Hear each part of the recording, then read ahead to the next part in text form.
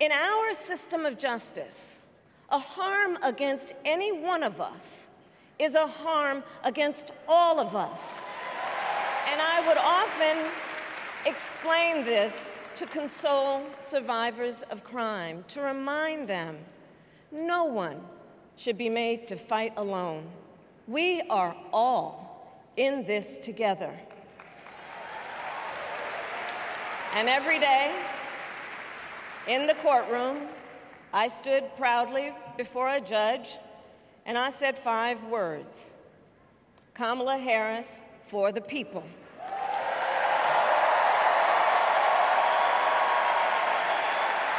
And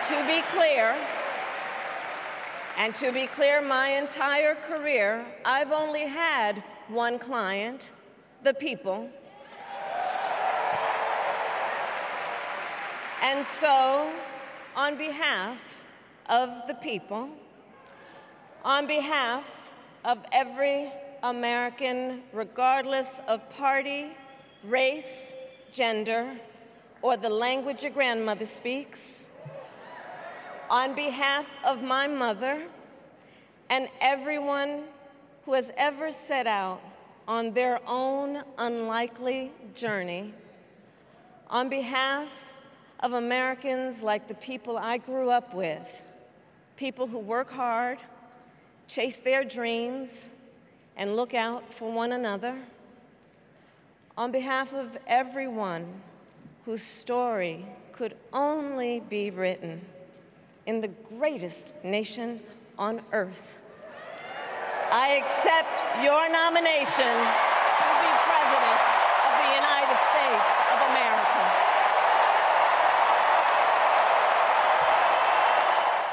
And let me say, I know there are people of various political views watching tonight, and I want you to know, I promise to be a president for all Americans.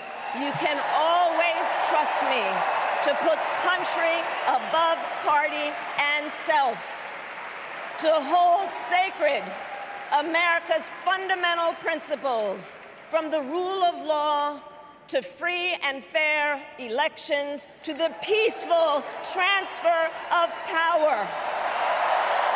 Fellow Americans, this election is not only the most important of our lives, it is one of the most important in the life of our nation. In many ways, Donald Trump is an unserious man. But the consequences of putting Donald Trump back in the White House are extremely serious. Just imagine Donald Trump with no guardrails, and how he would use the immense powers of the presidency of the United States, not to improve your life, not to strengthen our national security, but to serve the only client he has ever had, himself.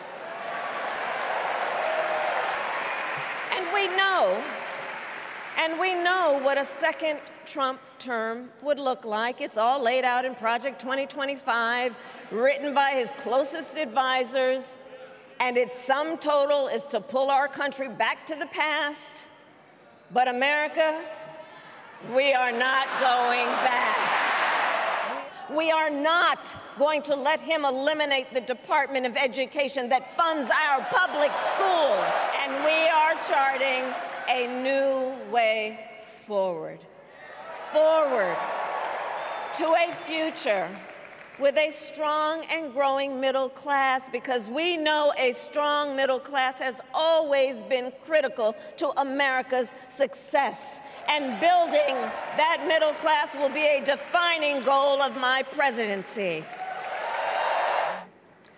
That's why we will create what I call an opportunity economy where everyone has the chance to compete and a chance to succeed. Well, instead of a Trump tax hike, we will pass a middle-class tax cut that will benefit more than 100 million Americans. Friends, I believe America cannot truly be prosperous unless Americans are fully able to make their own decisions about their own lives, especially on matters of heart and home. But tonight, in America, too many women are not able to make those decisions. And let's be clear about how we got here. Donald Trump handpicked members of the United States Supreme Court to take away reproductive freedom. And now he brags about it. And understand, he is not done. As a part of his agenda, he and his allies would limit access to birth control, ban medication abortion, and enact a nationwide abortion ban with or without Congress. And get this, he plans to create a national anti-abortion coordinator and force states to report on women's miscarriages and abortions. Simply put, they are out of their minds. One must ask, why exactly is it that they don't trust women? Well, we trust women. We trust women. And when Congress passes a bill to restore reproductive freedom, as President of the United States, I will proudly sign it into law. With this election, we finally have the opportunity to pass the John Lewis Voting Rights Act and the Freedom to Vote Act. After decades in law enforcement, I know the importance of safety and security, especially at our border. Last year, Joe and I brought together Democrats and conservative Republicans to write the strongest border bill in decades. The Border Patrol endorsed it. But Donald Trump believes a border deal would hurt his campaign. So he ordered his allies in Congress to kill the deal. Well, I refuse to play politics with our security, and here is my pledge to you. As president, I will bring back the bipartisan border security bill that he killed, and I will sign it into law. I know we can live up to our proud heritage as a nation of immigrants and reform our broken immigration system. We can create an earned pathway to citizenship and secure our border.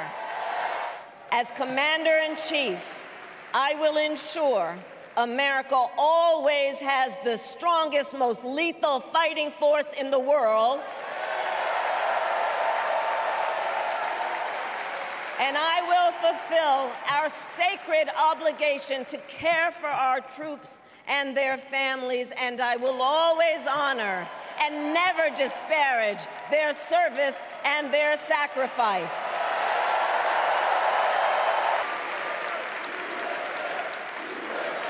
I will make sure that we lead the world into the future on space and artificial intelligence, that America, not China, wins the competition for the 21st century, and that we strengthen, not abdicate, our global leadership.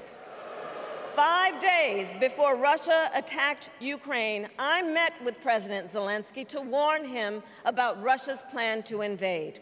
I helped mobilize a global response, over 50 countries, to defend against Putin's aggression.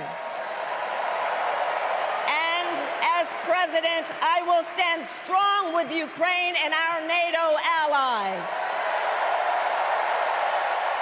With respect to the war in Gaza, President Biden and I are working around the clock because now is the time to get a hostage deal and a ceasefire deal done. And let me be clear, I will always stand up for Israel's right to defend itself, and I will always ensure Israel has the ability to defend itself, because the people of Israel must never again face the horror that a terrorist organization called Hamas caused on October 7. At the same time, what has happened in Gaza over the past 10 months is devastating. So many innocent lives lost. Desperate, hungry people fleeing for safety over and over again. The scale of suffering is heartbreaking. President Biden and I are working to end this war such that Israel is secure, the hostages are released, the suffering in Gaza ends, and the Palestinian people can realize their right to dignity, security, freedom, and self-determination. I will not cozy up to tyrants and dictators like Kim Jong-un who are rooting for Trump,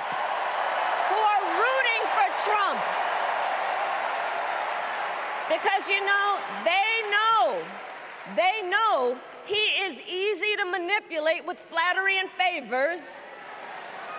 They know Trump won't hold autocrats accountable because he wants to be an autocrat himself. America, let us show each other and the world who we are and what we stand for: freedom, opportunity, compassion, dignity, fairness, and endless possibilities.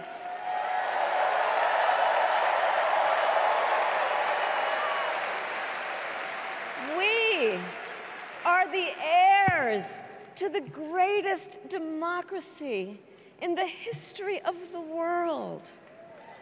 And on behalf of our children and our grandchildren and all those who sacrificed so dearly for our freedom and liberty, we must be worthy of this moment.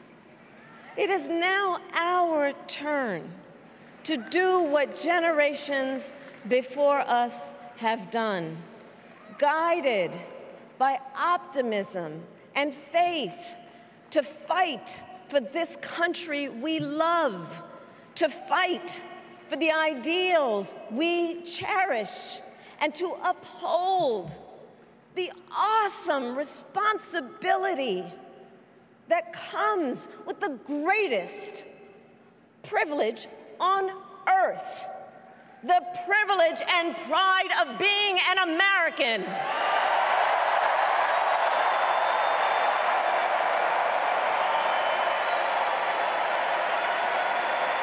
So let's get out there, let's fight for it, let's get out there, let's vote for it, and together let us write the next great chapter in the most extraordinary story ever told.